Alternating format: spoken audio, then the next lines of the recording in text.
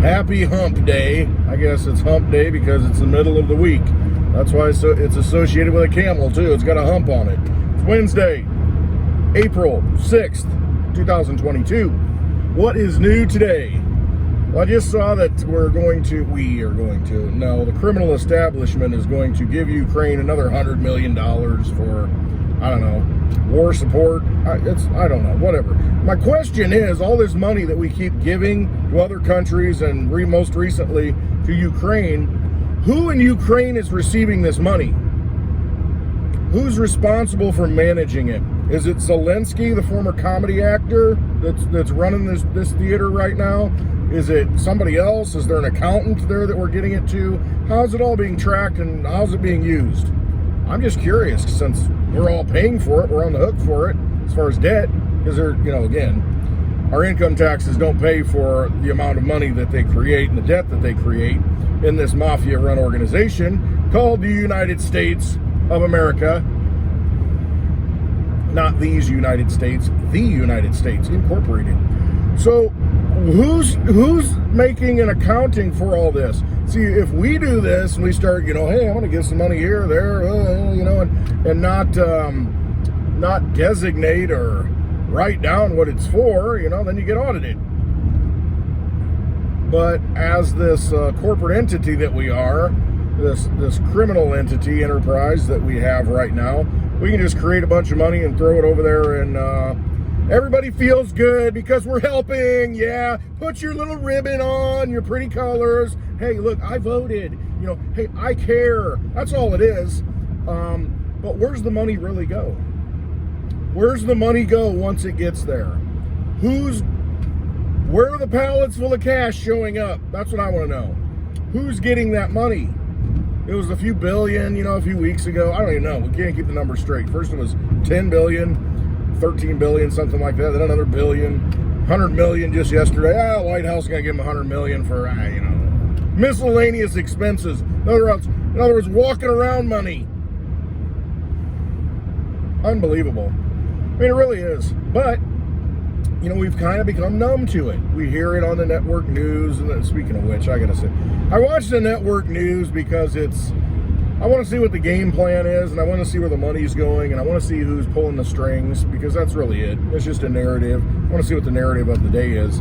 Oh yeah, we forgot about the whole pandemic thing, but they keep planting seeds once in a while, so that when it gets cold out again and the natural flu season kicks in, because you're not getting enough vitamin D from the sun, they can pull out some new variant, some more deadly and contagious variant, and try and lock us all down again. Don't be so stupid to do that.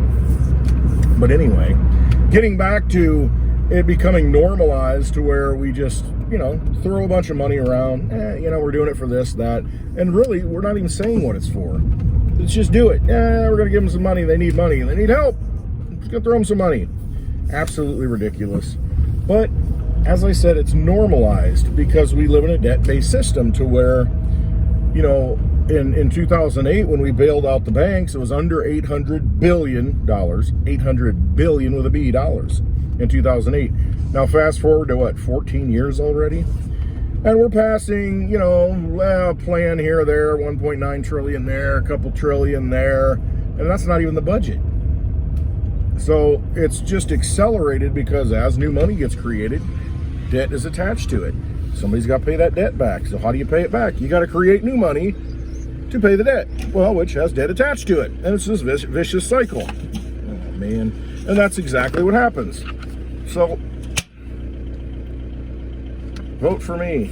Unbelievable.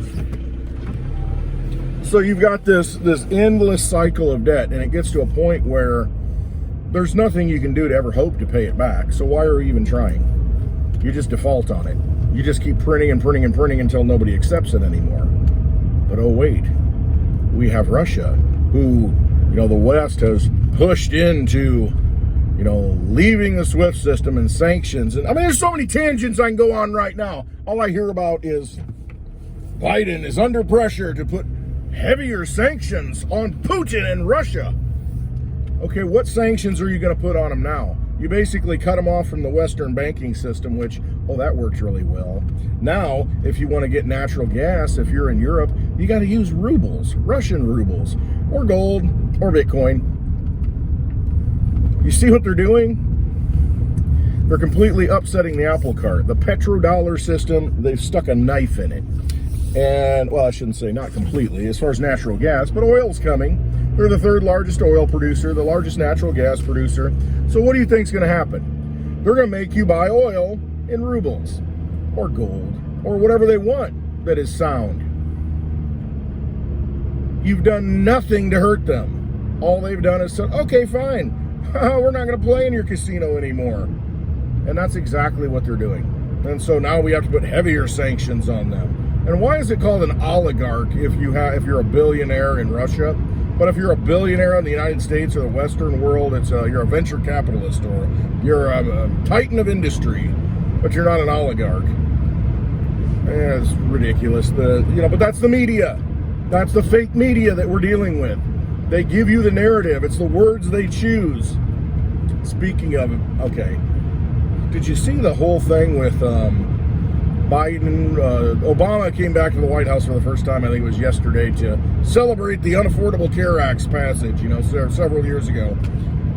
And everybody was fawning over Obama, and you see poor Joe Biden. He's Brock, he's got his hand on his shoulder. Obama's shaking hands. He just ignores him, completely ignores him, and you see Biden just like, it was like, what's the scene with Larry David, on HBO, the series, dun, dun, dun, dun, dun, dun, dun, dun, dun. What's the name of that show? It's funny. And they got that music, they cue that.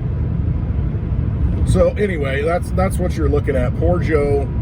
That illustrates right there where the power is.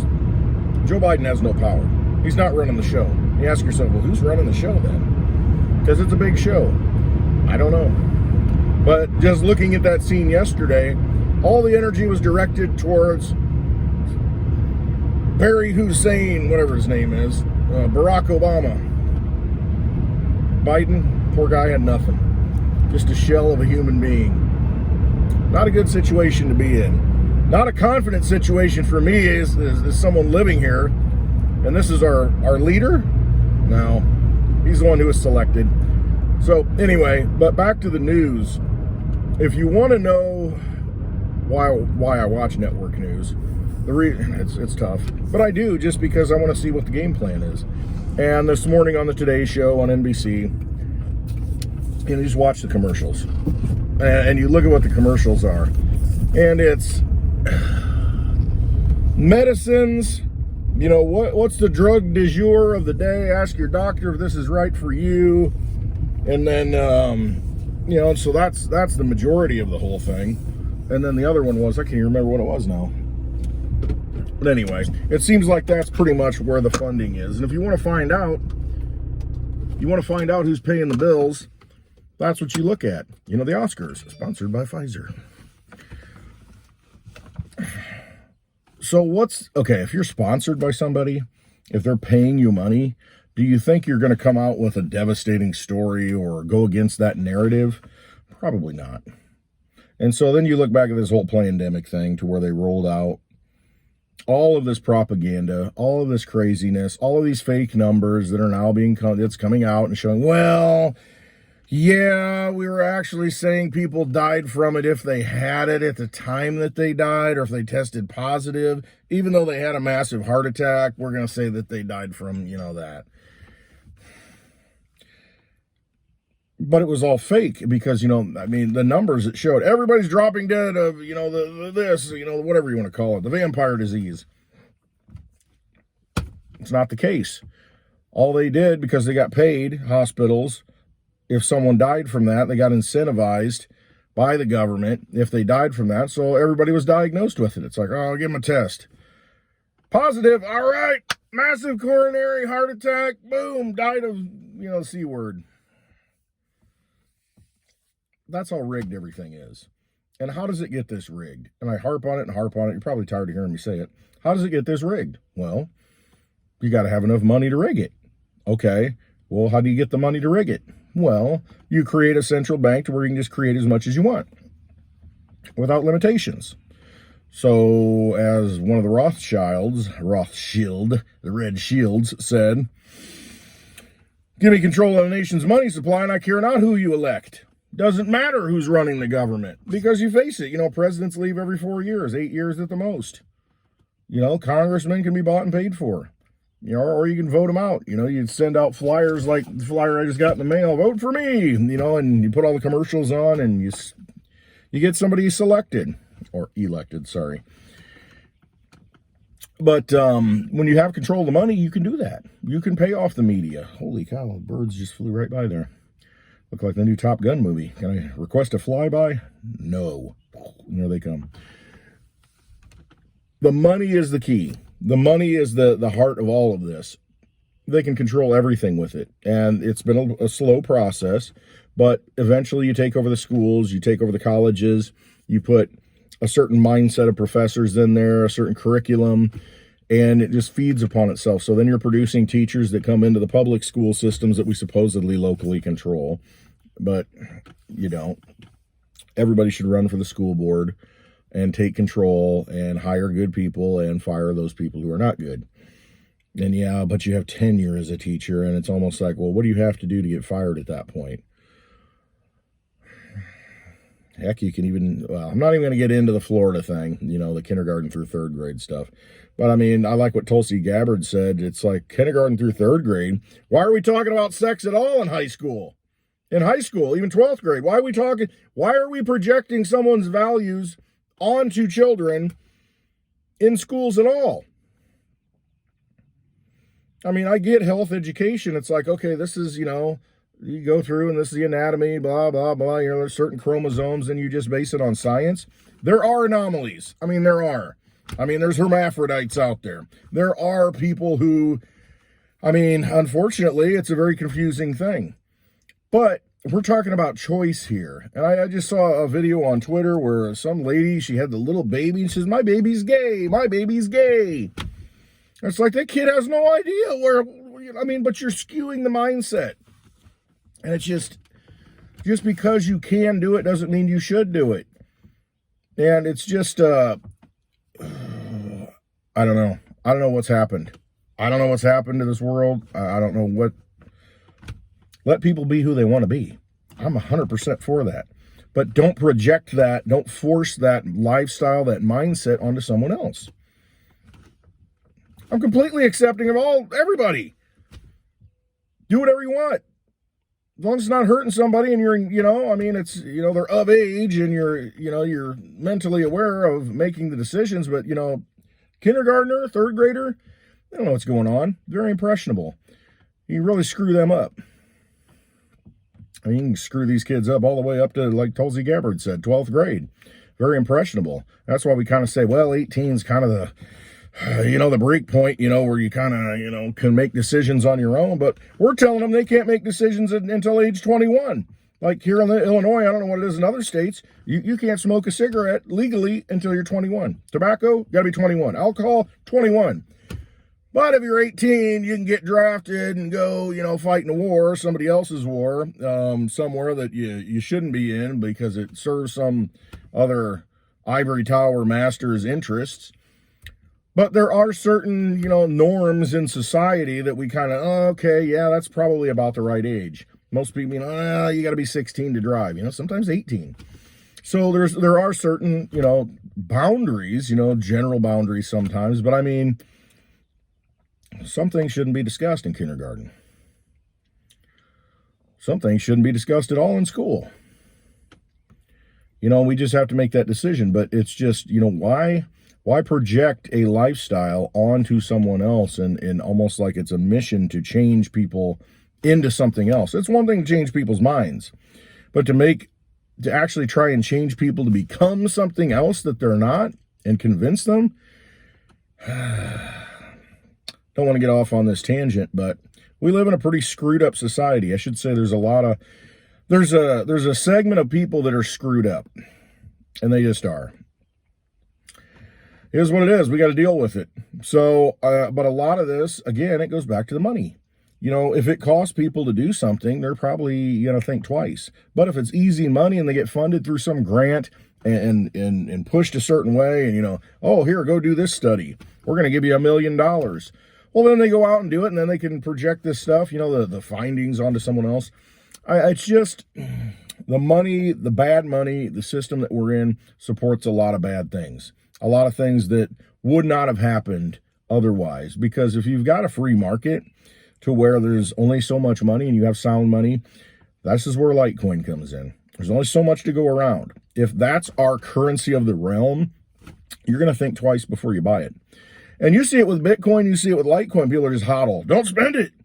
Don't spend it. And I'm an advocate of using it. You can spend it, you replace it, but it's got to be used as money or else it's not money. So you got to prove that use case. And it's been proven.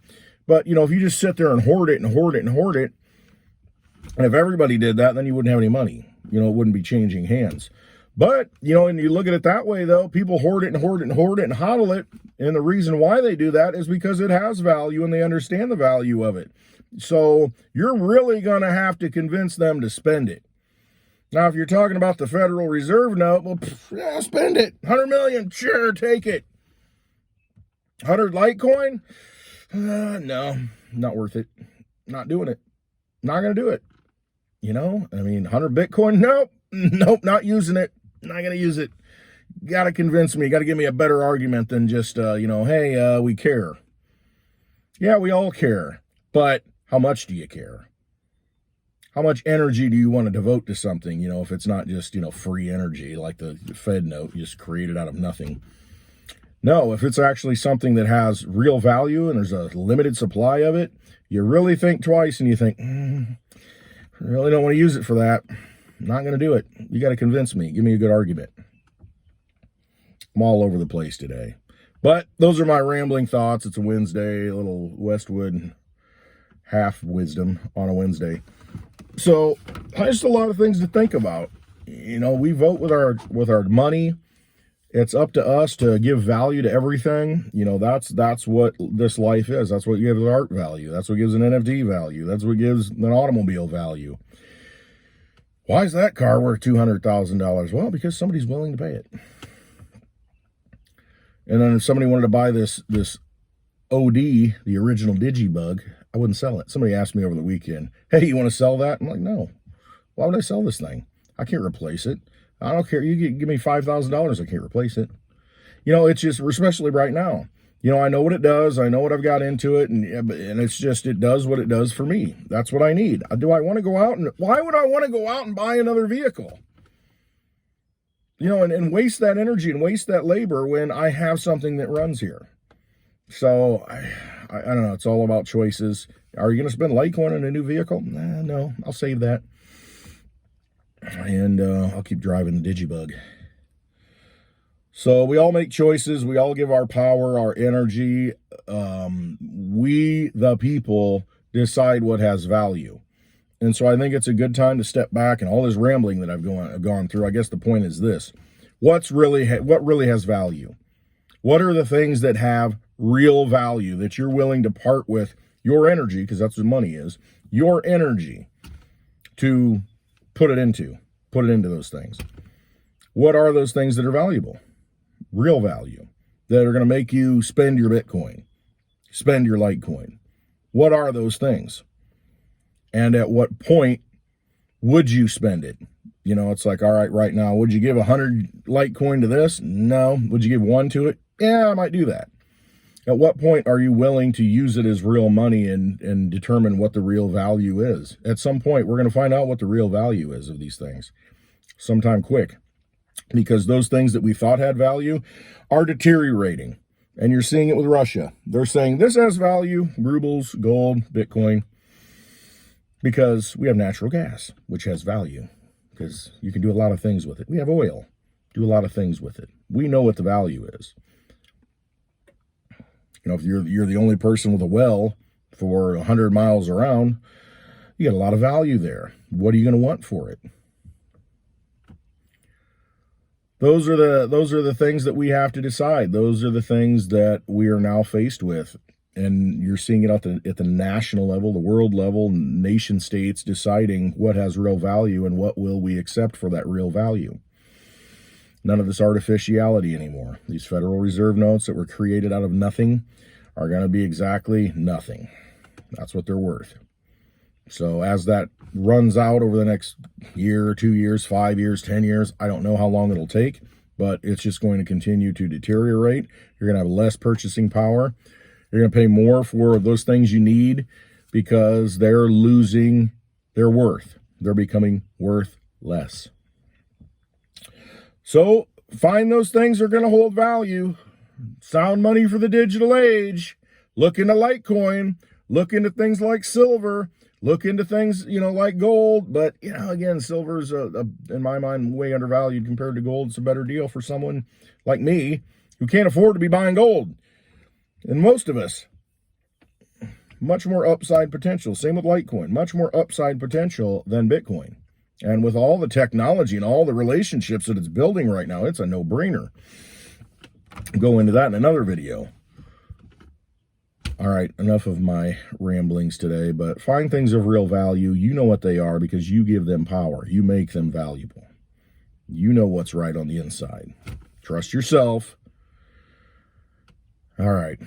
Thanks for watching. Thanks for giving time to this. Love you all. Hope you have a wonderful day.